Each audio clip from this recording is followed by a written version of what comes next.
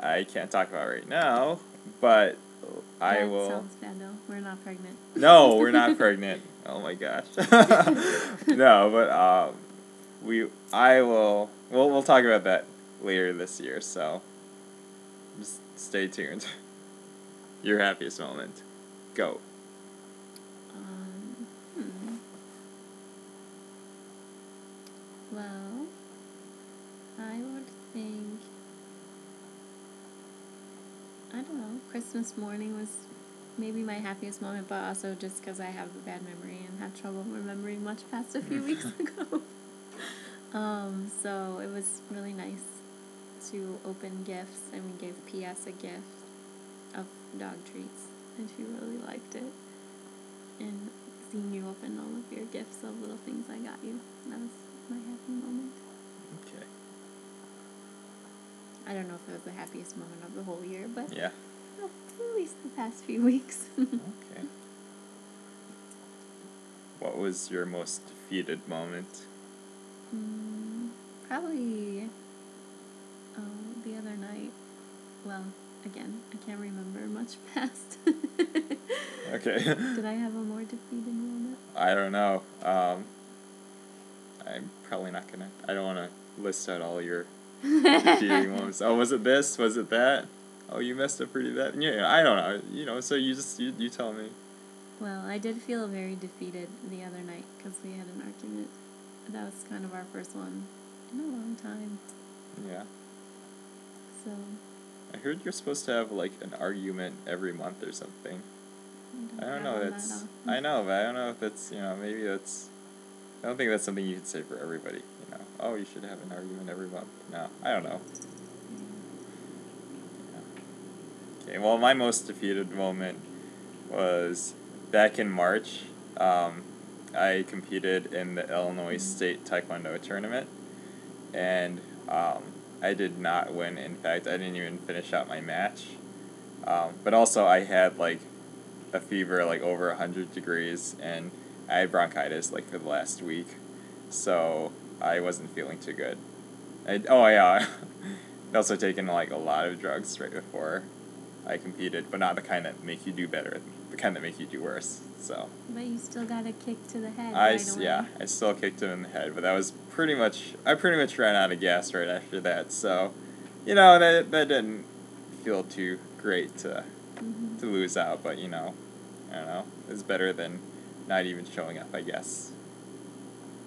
Yeah. You tried. Yeah. Let's see, what do you wish you had done more of in 2010? Honestly, I wish I had done more cooking. I remember when we first got married, like, I was in the kitchen all the time, like, trying new dishes. But, yeah, this year has been so busy that it's been almost cheaper and a whole lot easier to eat out. And so that's, we've just been doing more of that and haven't been able to cook as much. What about you? I don't know. I feel like pretty satisfied, I think, with my level of activities. I guess, like, theoretically, I wish I had had more time to visit friends, especially the friends who live, like, a little further away, friends in Chicago and stuff, because I feel like toward the end of the year, like, we've seen them a little bit more often, and so it's just made me miss them and realize I wish I had more time to visit them, but I don't know, it's something I could practically have changed anyway, but yeah. What do you wish you'd done less of? What do I wish I had done less of? Working? Yeah. Yeah. I guess being frustrated with work, especially too. I guess it's difficult for me to let go of emotional stuff. It's not so difficult for me to let go of the actual work when I come home, but it's hard to let go of the frustration of different things that you can't really control at work. So I guess less worrying about work. Yeah, I mean, me too. Totally. Because I think it's so easy to worry about things that you really can't do anything about them. I mean, whatever, like people's personalities or just like, like your sales numbers. I mean, you can still control them, but like only to a certain degree. Like you can't make people buy stuff. So, yeah, I think just worrying about things that you can actually do something about, and then the things that you have no control over, yeah, just kind of letting them take care of themselves. That's what I wish I had done less of. So, greatest book, go.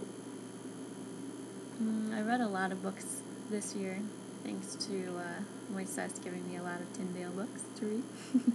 Nice.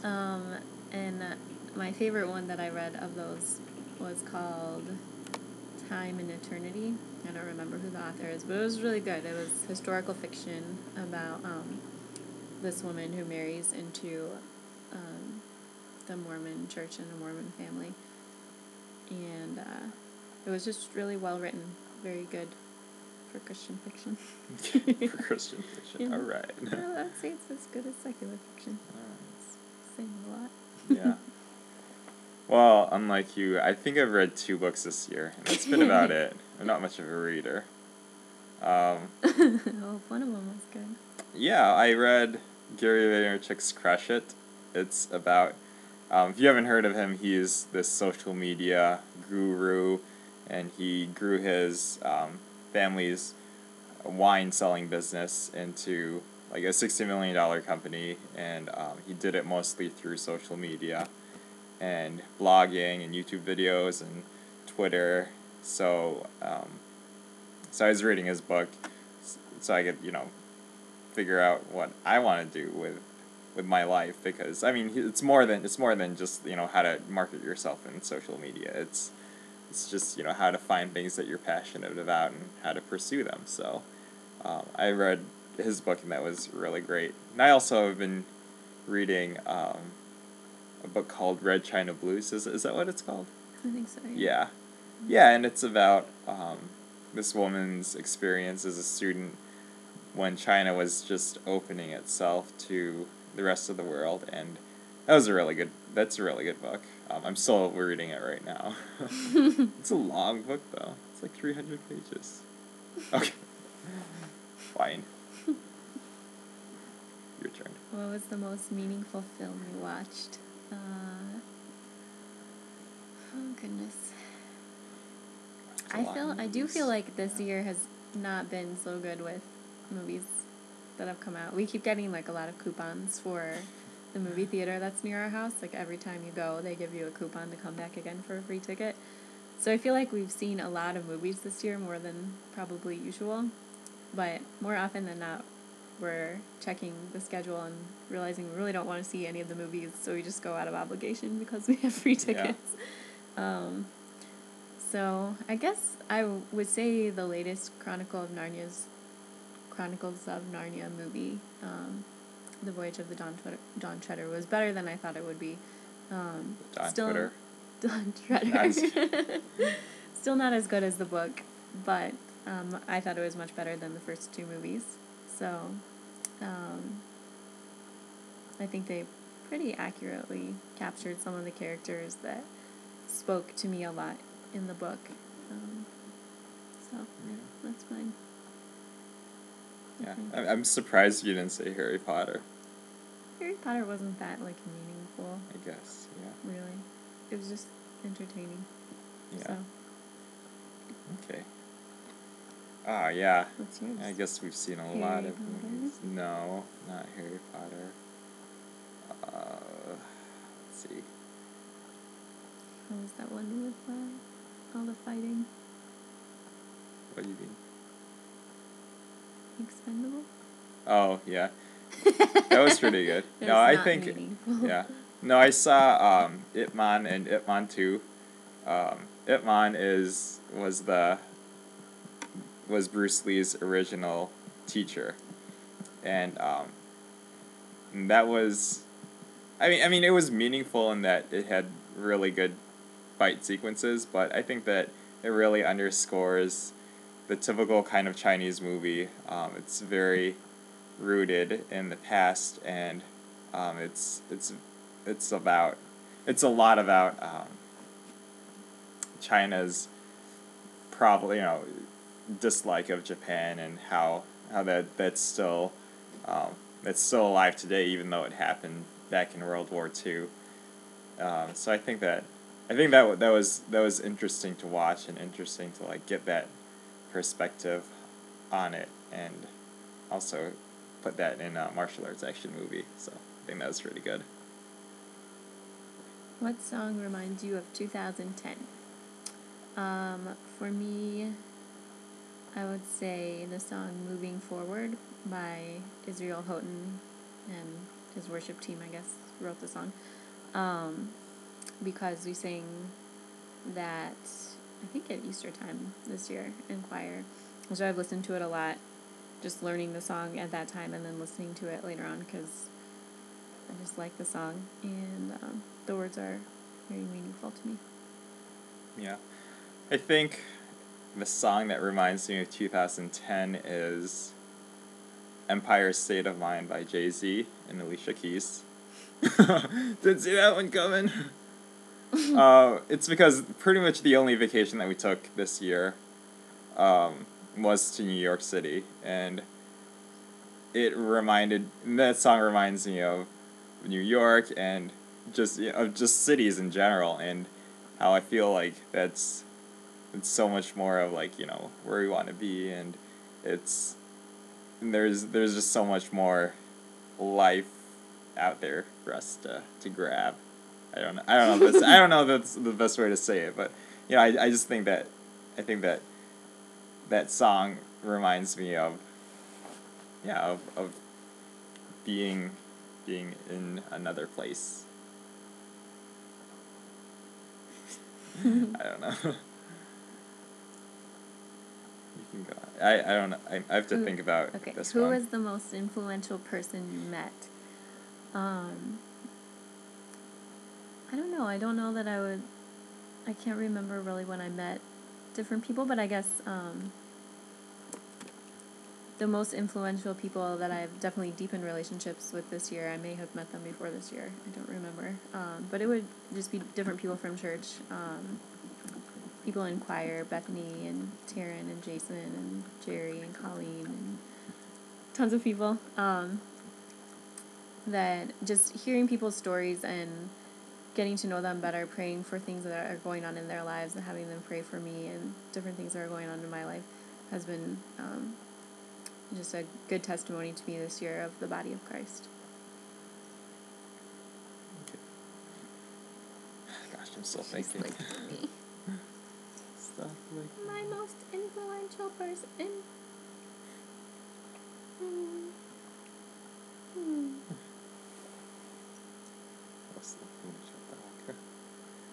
I guess it would have to be Bubby's dog, Angel. Yes, she has the same name as my master.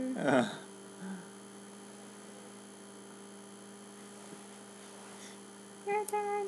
Okay. Thank you, BS. I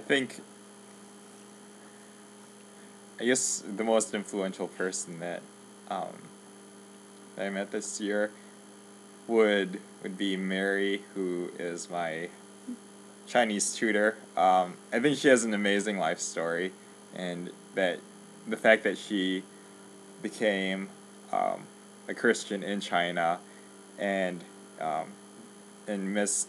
She told me that she missed like the last couple years of high school. I think that's what she said.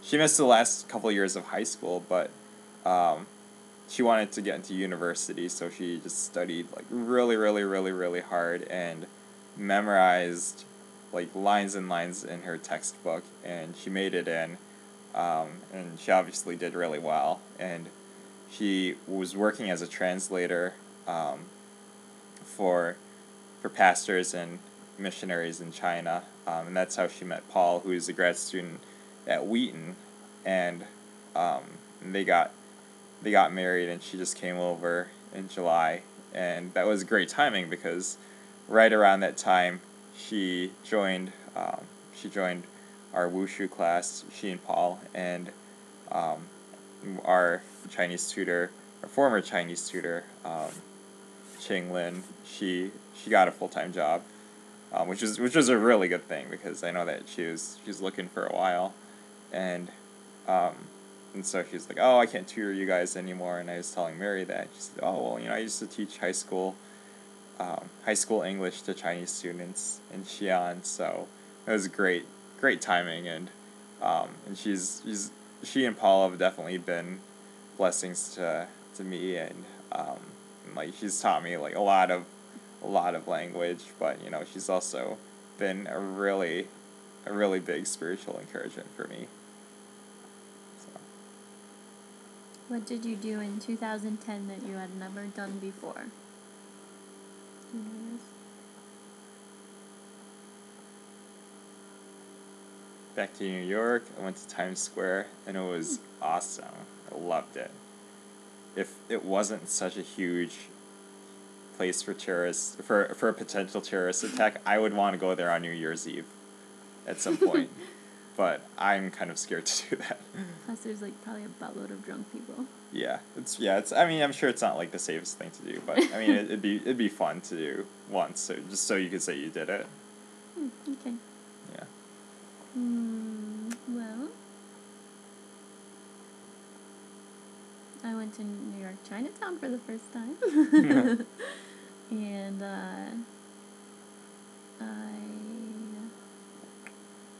I think well. Oh, no, that's not even true. I was going to say I traveled by myself for the first time when I went to St. Louis for work, but that's not really true because I've traveled by myself before. I just forgot. For the first time in a long time. I guess since we've been married, that was the first time that we had been apart, so it felt like a pretty big deal I went on a business trip for like 3 or 4 days for work, and Matthew and me stayed home without me. Yeah. So that was pretty weird, just being by myself and like, I don't know, being bored and lonely. Yeah. So, what were you most afraid of? Oh, yeah. I mean, this year was pretty rough for my parents health-wise. My mom had some kidney stones that they got pretty bad, and she had to go to the hospital, and she actually still has one in her right kidney that's kind of causing some trouble, but I mean, she's going to get it worked on. She's going to have some surgery for it. So I mean, that's just like really scary for me, knowing that they're, they got some health stuff that they have to deal with, and that there's nothing that I can really do except pray and help them to retire and kind of take it easy and do stuff for their health, even though I mean, show them some things that would help them, but not really be able to force them to go to the gym or eat right. So.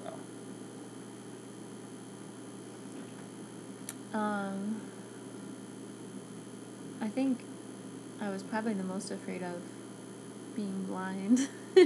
Yeah. I had LASIK surgery earlier this week, and you have to sign a waiver when you do it, just to remove all the legal responsibilities if something bad happens to you. So there were probably 5 pages at least of scenarios that could happen during the surgery or after the surgery, most of them resulting in blindness.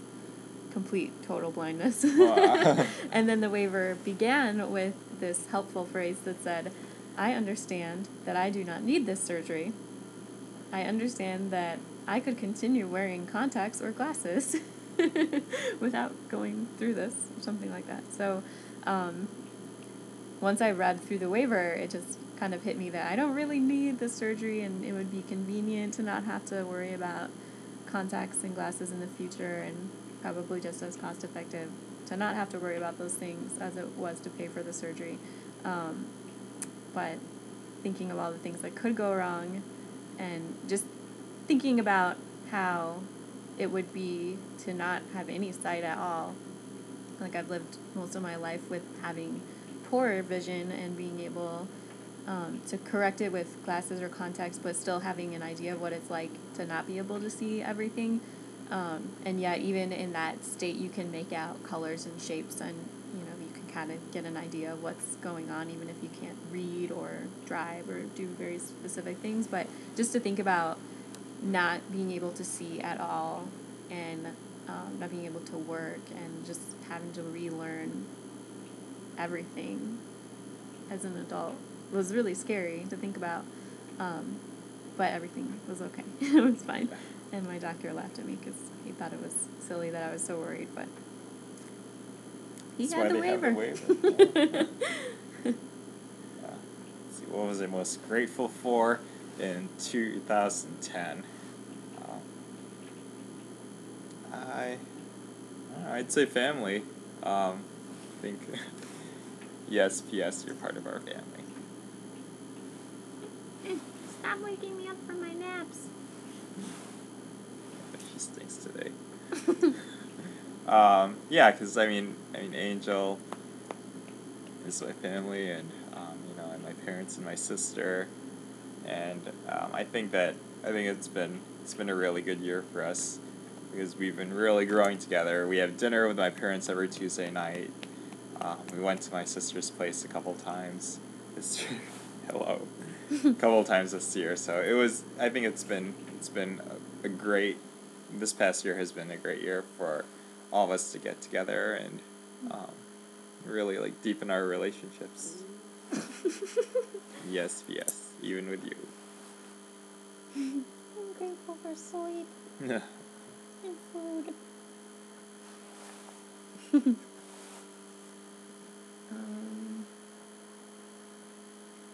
am I most grateful for? You, of course. But also, I would say I'm really grateful for the job that I have and being able to do so many different things, being trusted to do so many different things, and gaining that experience. I think I take it for granted a lot because in the day-to-day frustrations, you kind of forget about the positives. But yeah, overall, I'm grateful for being given a chance to do something that I knew that I would be good at, but that I didn't necessarily have the years of experience or higher education or whatever that would necessarily make me a shoo-in for that type of position. So it was really good to be able to have to have a lot of experience that now makes me feel like I'm not only qualified on my own because of my personality or my skill set, but also with experience too. So I think that'll be really good for the future. Okay, well, happy 2010 and wishing you the best in 2011.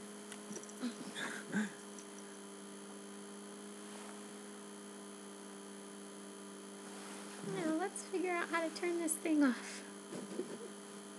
Use your time.